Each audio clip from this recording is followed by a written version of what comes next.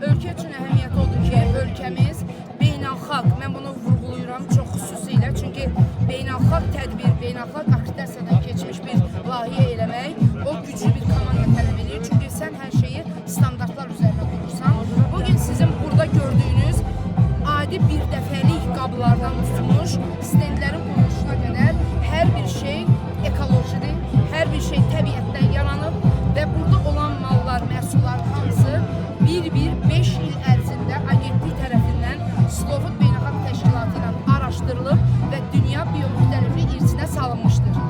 Və ikinci gəlirəm sualınıza. Sualınız ondan ibarətdir ki, nəyə görə bu çox gözəl sualdır. Şəki Şimal-Qərb turizm marşrutunun paytaxtıdır. Hətta bunu UNESCO fərqinə alıb, buranı UNESCO irsinə salıb və üstəlik də bizim ilk başladığımız araşdırma 5 rayon üzrə aparılmışdı, pilot. Həmin pilot qruplar arasında, yəni Şimal-Qərb mərkəz Şəkidir. Şəki deyəndə heç kim demir ki, mən 4 rayon yuxarı aşağı, düz ortasındadır. Bütün Şimal-Qərb rayonlarına eyni uzaqlıqdadır. Ona görə Şəkini seçmişik. Bugün biz yuxarı baş qoruğundayıq.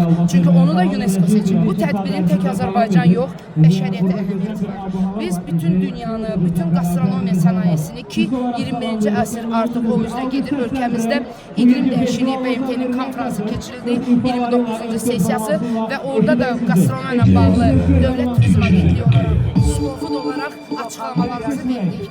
Gəlin hər bir şeyin zərər vurmadan dadına baxaq. Gəlin hər şeyi A-dan Z-ə istifadə edək, atqı təbiətə buraxmayaq. Çünki bu bəşəriyyət bizə babalarımızdan yadigardır, bizdən də gələcək nəsillərə yadigar qalmalıdır. Gəlin birlikdə, tək sözdə yox, çünki təbiəti qoruyaq sözünü biz iqtidai sinifdən öyrənirik, bağçadan öyrənirik. Amma bugün bu tədbir məhz təbiəti necə qorumağı bizə öyrədir. Biraz çətindir, biraz xüsusi enerji tələb edir. Çünki zərərli vərdiş, zərərli məhsullar asan istifadə eləmək. Amma bilirik ki, bu dayanıqlıdır, bu gözəldir və bu ölkəmizin, Azərbaycanın